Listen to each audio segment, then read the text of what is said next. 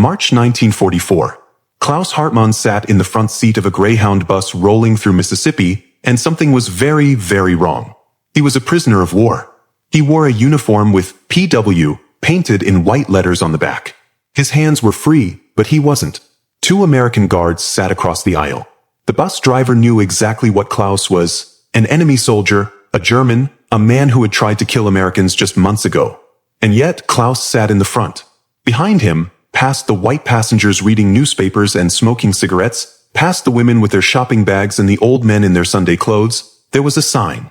Klaus had learned enough English to read it.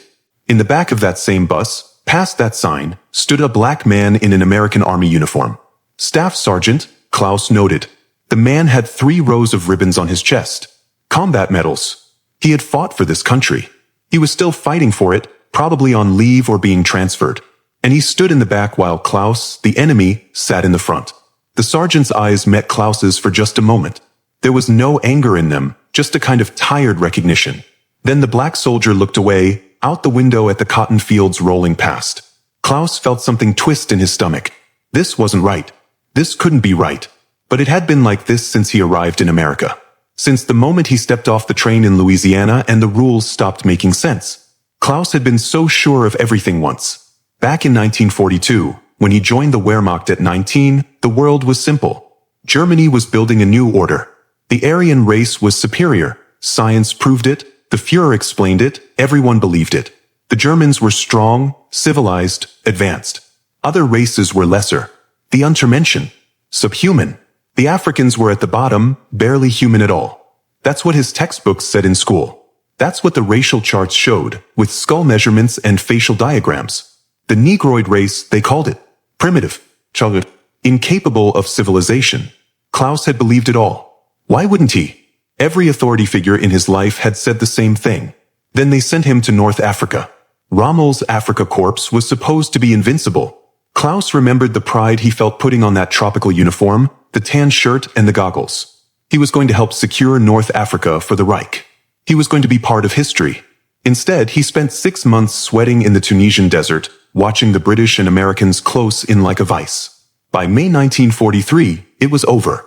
His unit surrendered outside Tunis along with 250,000 other Axis soldiers. The American soldiers who captured Klaus were professional. They took his weapon, searched him for contraband, gave him water. Nobody beat him. One soldier, a kid from Ohio, even gave him a cigarette. Then they loaded Klaus and hundreds of other prisoners onto a truck, then a ship, then another ship. He spent 3 weeks crossing the Atlantic, wondering what would happen to him. He expected a labor camp, maybe execution. The Americans were led by Jews and communists. The propaganda had said they would be cruel and barbaric. Instead, the ship docked in Norfolk, Virginia, and they put Klaus on a train headed south. That's when everything started to fracture. The train ride took 2 days. Klaus pressed his face against the window and watched America roll by. Cities with factories and smokestacks. Towns with cars parked on clean streets. Farms with painted barns and endless fields. Everything looked prosperous. Organized. This wasn't supposed to be what the enemy looked like. But the really strange thing started when the train stopped in a small Virginia town to take on water. The guards let the prisoners get off to stretch their legs. They were still in their Afrika Korps uniforms. Tan shirts, shorts, German boots. The PW letters were painted on their backs. Everyone could see exactly what they were. A guard directed Klaus toward a small restaurant next to the station. 15 minutes, he said. You can get food if you want. Klaus walked toward the restaurant, confused. He had American money now. They'd given each prisoner a few dollars in vouchers. But would they really let him just buy food? He walked up to the door. A bell jingled when he opened it. Inside, Americans sat at a counter eating hamburgers and drinking Coca-Cola. They looked up when he entered. They saw his uniform, saw the PW letters. A waitress walked over. She looked tired but not unfriendly. What can I get you, honey? Klaus stared. She was serving him. A German prisoner. An enemy soldier. Coffee? He managed in broken English. And sandwich? Ham sandwich okay? Klaus nodded. She brought him coffee in a white ceramic mug. Real coffee, not the ersatz stuff made from acorns that Germans had been drinking for years. Then came a sandwich, thick sliced ham, cheese, lettuce, tomato, on soft white bread. a pickle on the side. Klaus ate slowly, trying to understand. This woman was feeding him. These Americans were sitting calmly, eating their lunch 3 feet away from a German soldier. Then Klaus noticed something else. Outside the restaurant window, he saw 3 black American soldiers. They wore U.S. Army uniforms. They stood next to the train, eating something from paper bags. Why weren't they inside? One of the black soldiers approached the restaurant door. Before he could reach it, the waitress who had served Klaus stepped outside. "You know better than that," she said, not unkindly. "Around back." The black soldier nodded. He didn't argue. He just walked around to the back of the building. Klaus watched this through the window, his sandwich halfway to his mouth. Those men were American soldiers. They were on the same side as the waitress, the same country, the same army. And they couldn't come inside. But he could. A German guard back at the processing center in Norfolk had tried to explain it. "The Americans have rules about Negroes," he said in German. "They don't mix with whites. You are white, so you follow white rules. Even though I'm a prisoner?" Even though. It made no sense. Klaus sat in that Virginia restaurant, finishing his ham sandwich while American black soldiers ate outside, and felt the first small crack in everything he'd been taught. If the Americans believed in racial hierarchy like Germany did, why were they fighting Germany? If the Negroes were inferior, why were they in uniform, carrying weapons, fighting for America? And if Klaus was the enemy, why did he have privileges that American soldiers didn't? The train continued south. Louisiana, then Texas. At every stop, the pattern repeated. Klaus and the other German prisoners could enter white establishments. Black Americans could not. In a Louisiana town, Klaus went into a pharmacy for toothpaste. The black janitor mopping the floor had to wait until the store closed to make his purchases. In a small Texas city, Klaus sat in a movie theater watching a Western. Black residents sat in a separate balcony, up a separate staircase. The other German prisoners noticed too. Some of them laughed about it. "See," said Werner, a committed Nazi from Munich. "Even the Americans know the truth about racial science. They keep their Negroes separate just like we kept Jews separate." But that explanation didn't satisfy Klaus. If it was the same, why did it feel so different? The Jews in Germany had been stripped of citizenship, forced to wear stars, driven from their homes. Here, the Negroes were citizens. They served in the military. They worked jobs, owned businesses in their sections of town, voted in some places. They were oppressed but not destroyed. Separated but not eliminated. It was like America couldn't decide what it believed. The train finally stopped at Camp Hearne in eastern Texas. Hundreds of German POWs were already there, housed in neat rows of barracks surrounded by barbed wire and guard towers. Klaus lined up with the new arrivals while an American officer explained the rules. They would work, probably on nearby farms or in lumber camps. They would be paid 80 cents per day in camp scrip. They would receive 3 meals daily, medical care, recreation time. The officer spoke clearly. "You will be treated according to the Geneva Convention. We expect you to follow camp rules and work assignments. Do that and you'll be fine." Then the officer introduced the guards. Most were white men, older or classified 4F, unfit for combat duty. But several were black soldiers, wearing the same U.S. Army uniform as everyone else. One stepped forward. He was tall, maybe 30, with sergeant stripes on his sleeve. "I'm Sergeant Robert Johnson," he said in clear, practiced German. "I'll be supervising work details and barracks inspections. You follow my orders just like any other guard. Understood?" The German prisoners nodded. Klaus watched Sergeant Johnson carefully. The man stood with quiet authority. His uniform was crisp. His boots were shined. He looked like a professional soldier. Later, Klaus would learn that Johnson had taught German literature at a Negro college in Houston before the war. He spoke German better than some Germans. But right now, all Klaus could think was, "This man has authority over me." A black man was giving orders to German soldiers. Back home, that would be unthinkable. Impossible. Against the natural order. Here it was just Tuesday. The first week at Camp Hearne passed in a blur.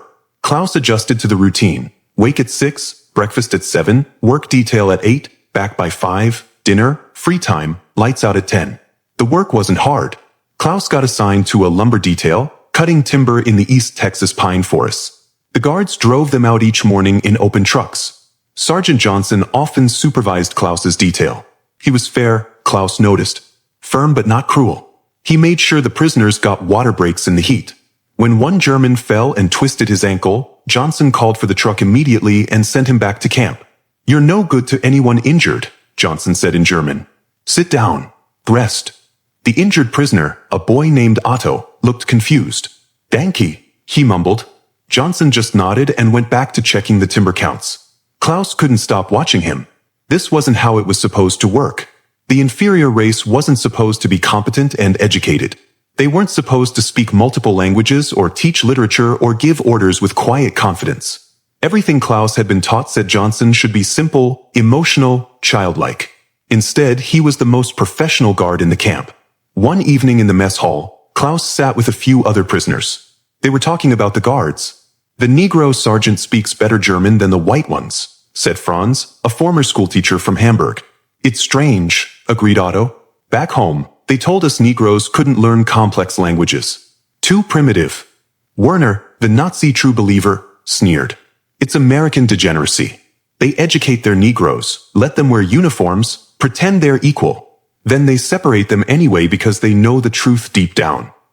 "But if they know the truth, why let them guard us?" Klaus asked. Werner didn't have an answer. The second week, something happened that Klaus would never forget. His work detail was assigned to a farm outside a small town called Bryan. The farmer needed help with his cotton harvest. He'd lost his workers to the war effort, young white men had gone to fight, and labor was scarce everywhere. So he rented German POWs from the camp. The guards drove Klaus and 20 other prisoners to the farm in a truck. Sergeant Johnson supervised that day, along with a white corporal named Miller. They worked the cotton fields all morning, hot, miserable work under the Texas sun.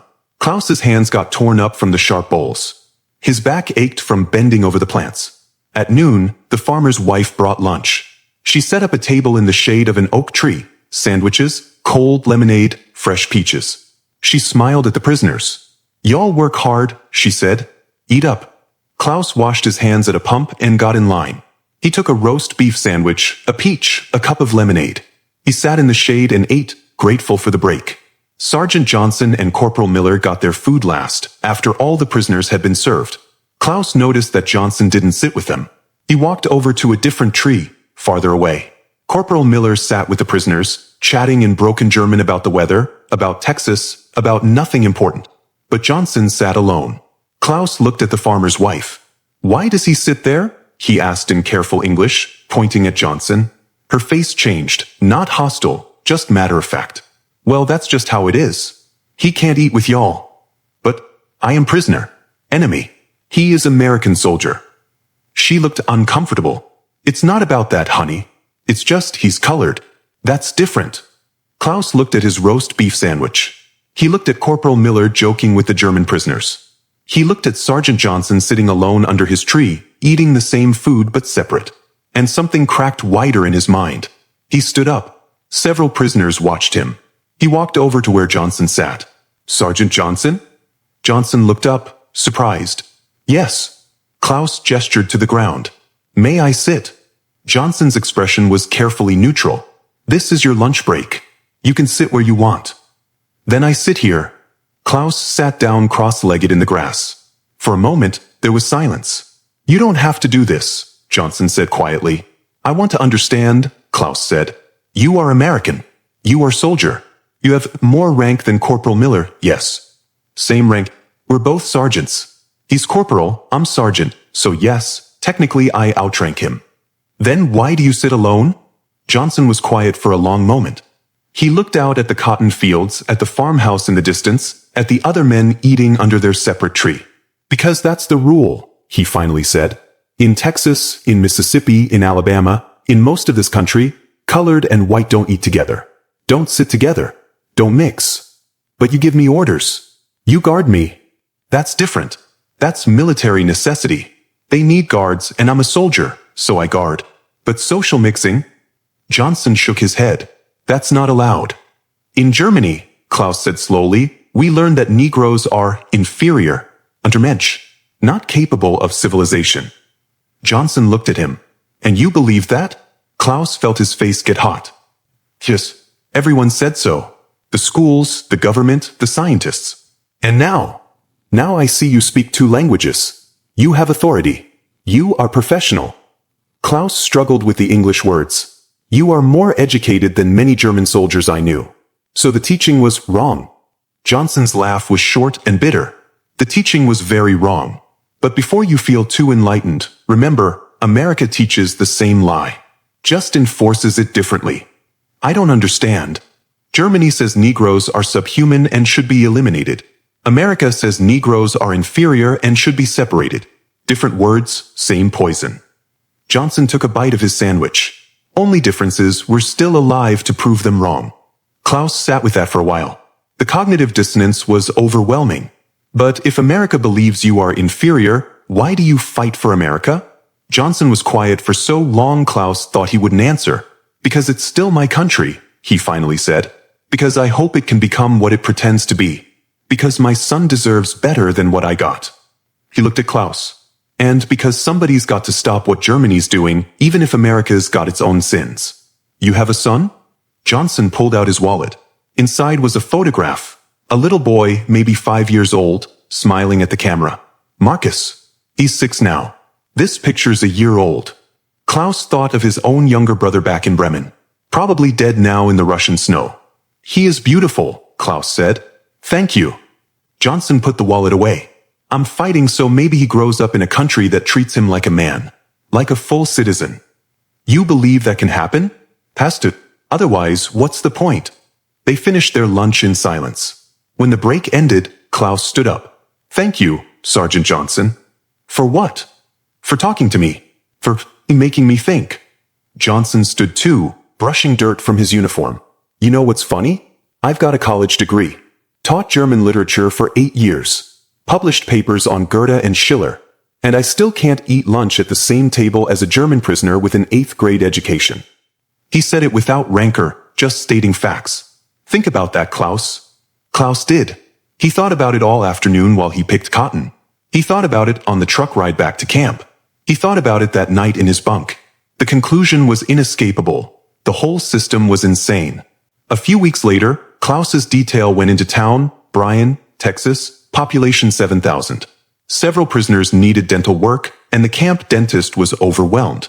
So guards took a small group into town to see a civilian dentist who had agreed to treat POWs for a government fee. Klaus didn't need dental work, but he was selected to go anyway. Sometimes they just rotated prisoners for the change of scenery. Sergeant Johnson and 2 white guards supervised. They loaded into a truck and drove into Bryan. It was a Saturday afternoon. The main street was busy, families shopping, kids eating ice cream, people going about their lives. The truck parked outside the dentist's office. Johnson gave instructions. 3 of you at a time. Rest wait here. No wandering off. Klaus wasn't in the first group, so he stood on the sidewalk with other prisoners, guarded but not restrained. People walked past. Most ignored them. A few stared at the PW letters on their uniforms. One old woman spat on the ground as she passed, her contempt clear. Klaus didn't blame her. Her son probably died killing Germans. But then Klaus noticed something happening down the street. A black woman, maybe 60 years old, was trying to enter a store. The sign above the door said Woolworths. A white man stood in front of the door. Not through here, he said loudly. Colored entrance around back. The woman nodded and started to walk around the building. Klaus watched her go. She wore a nice dress, carried a proper handbag, held herself with dignity. And she had to walk around to the back entrance like a servant. Meanwhile, Klaus stood on the main street in his enemy uniform, guarded but free to look in any window, enter any door marked white. The absurdity crashed over him like a wave. Sergeant Johnson, he said quietly. Johnson stood a few feet away, watching the street with professional alertness. What? That woman. She cannot use the front door? No. But I could. Johnson looked at him. Yes. Even though I am enemy of America? Even though. This is. Klaus searched for the English word. Verrückt. Crazy. Yes, Johnson said simply. It is. How do you accept this? Johnson's jaw tightened. Who says I accept it? I live with it because I have to. That's different from accepting it. A white guard named Patterson overheard this. Y'all talking politics? He said, not unkindly. Careful. That's above our pay grade. But Klaus couldn't let it go. I don't understand America, he said. You fight Germany for freedom and democracy. But here, you have no freedom. No democracy. How can both be true? Patterson shifted uncomfortably. It's complicated. It is simple, Klaus said, surprised by his own boldness. It is hypocrisy. Watch yourself, prisoner, Patterson said, voice hardening. But Johnson put a hand up. He's not wrong, Patterson. Patterson's face went red. That's not appropriate talk, Sergeant. Truth isn't about appropriate. It's about truth. The tension hung there for a moment. Then Patterson walked away, muttering about not getting paid enough for this. Klaus looked at Johnson. I make trouble for you? Johnson smiled, but it was sad. No more than I make for myself. Don't worry about it. The dental appointments finished. They loaded back into the truck for the return to camp. On the way, they passed a bus stop. A Greyhound was loading passengers. Klaus watched through the truck's open side as white passengers boarded from the front, black passengers from the back door. They went to separate sections. He thought about his own bus ride through Mississippi when he first arrived. Sitting in the front while that sergeant with 3 rows of medals stood in the back. Sergeant Johnson, Klaus said over the noise of the truck engine. Yeah. Have you ever sat in the front of a bus? Johnson's face went very still. No, never have. Never will, not in Texas. But you are American soldier. You serve your country. Doesn't matter. Not here. Klaus felt something hot building in his chest. Anger, but not at Johnson. At the whole sick system. In Germany, he said, I was taught that Negroes are inferior because they cannot build civilization. Cannot create culture. Cannot think complex thoughts. He looked at Johnson. But you speak better German than I speak English. You went to university. You teach literature. You have discipline and intelligence. All true, Johnson said. So the teaching was lies. Yes. But America tells different lies. Says you are equal in words, then treats you as inferior in actions. Also yes. Which lie is worse? Johnson thought about that. The truck bounced over a pothole. Dust blew in through the open sides. Germany's lie kills you, Johnson finally said. America's lie makes you wish you were dead. I can't say which is worse. Both are evil. Klaus nodded slowly. I think I understand now. Understand what? Why this war must be won by America. Not because America is perfect, but because Germany's vision is hell, is death. America's vision is hypocrisy, but at least it is hypocrisy. At least the words promise something better. Maybe someday the actions will match the words. Johnson looked at him for a long moment. That's more faith than I have some days. But yes, maybe. The truck returned to camp. The guards processed them back through the gates. Klaus went to his barracks, lay on his bunk, and stared at the ceiling. Everything he'd believed was a lie. Germany wasn't superior. The master race was a fantasy. Racial science was pseudoscience. The hierarchy he'd been taught was fiction designed to justify cruelty. But America's hands weren't clean either.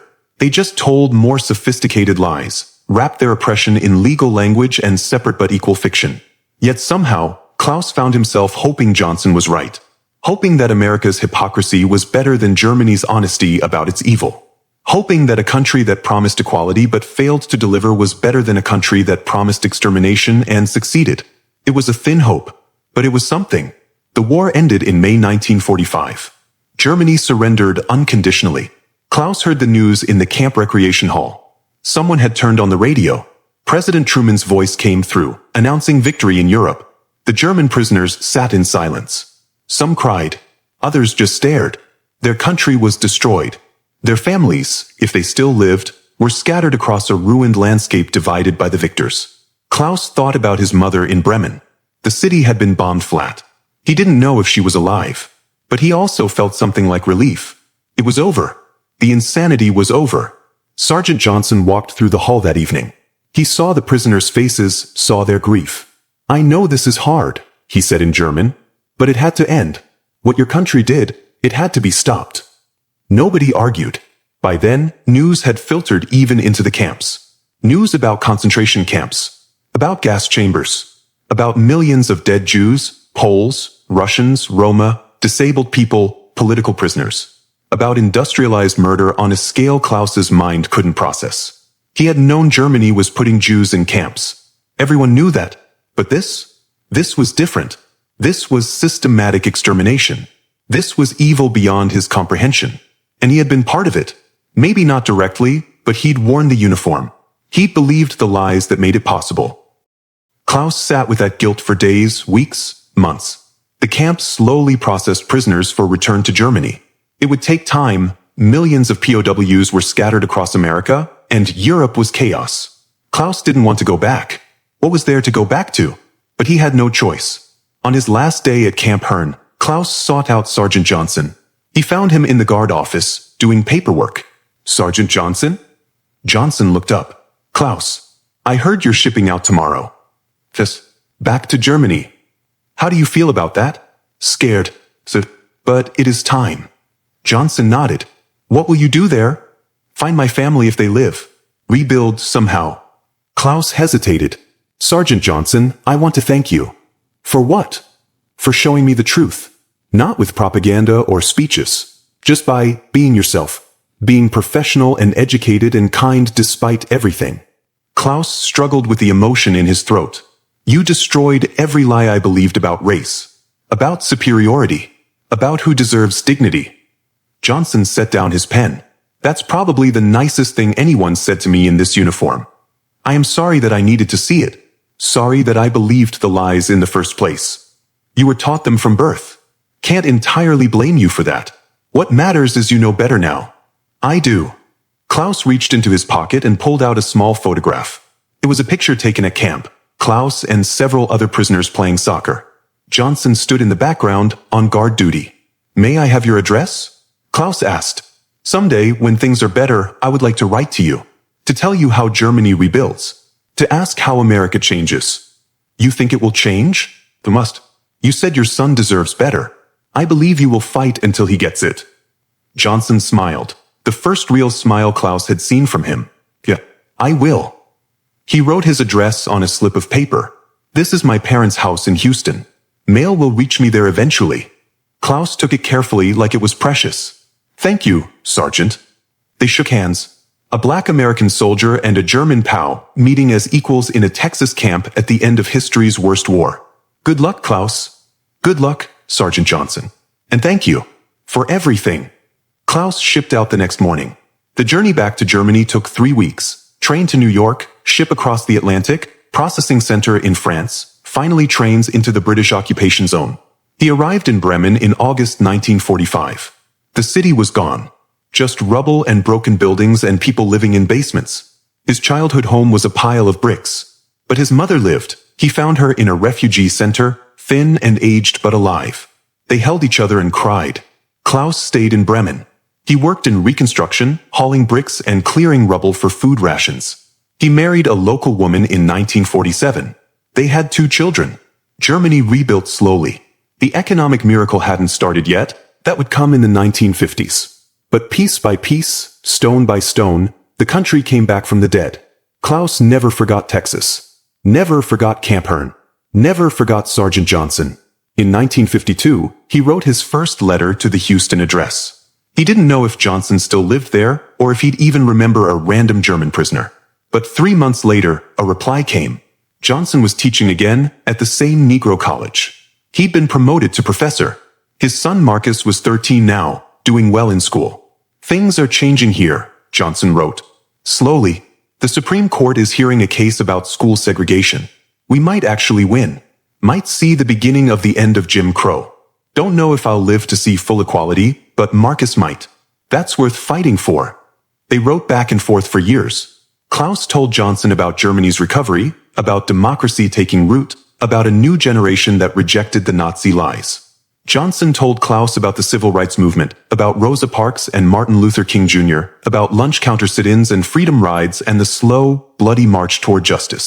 In 1968, Klaus read about Dr. King's assassination. He wept and wrote immediately to Johnson. Johnson's reply was brief. "It hurts. But we don't stop. We never stop." He proved that what I hoped in 1945 was true. America's hypocrisy creates space for progress. The promises in our founding documents were lies when written, but we can make them true. That's the work. That's always been the work. Klaus kept that letter until he died. He lived until 1989, long enough to see the Berlin Wall fall, long enough to see Germany reunified and finally, truly rid of the Nazi poison. His children asked him sometimes about the war, about the camps, about what he believed and when he stopped believing it. Klaus always told them the same thing. I learned the truth in Texas from a black sergeant who had more dignity in his little finger than the entire Third Reich combined. He taught me that lies about racial superiority always collapse when confronted with the simple reality of human excellence in all its forms. And he taught me that hypocrisy, while shameful, is better than honest evil, because hypocrisy means you at least know what's right, even if you fail to live up to it. Did America ever live up to it? His daughter asked once. They're still trying, Klaus said. Sergeant Johnson believed his son would see a better America. I believe his grandchildren will. Progress is slow, but it's real. The arc of history bends toward justice, someone once said. It bends because people like Sergeant Johnson push it. Klaus died in 1989, 3 months before the wall fell. At his funeral, his children found among his possessions a worn photograph, a black American soldier in uniform standing next to a small boy. On the back, written in careful English, Robert Johnson and son Marcus, 1945. And a letter, the last Johnson wrote before he died in 1985. You once asked me which was worse, Germany's honest evil or America's hypocritical good. I've thought about that for 40 years. Here's what I learned. Germany's evil was defeated by force. America's evil is being defeated by persistence. Both needed to be defeated. I'm glad I lived long enough to see both fights make progress. Marcus just became a federal judge. That's progress. Your country is a democracy that teaches its children the truth about the Nazi era. That's progress. We both live to see things get better. Not perfect, but better. That's all we can ask. That, and the courage to keep pushing. Klaus kept that letter in his wallet until the day he died, right next to the photograph of the man who taught him that human dignity has no color, and that the master race was always just a master lie.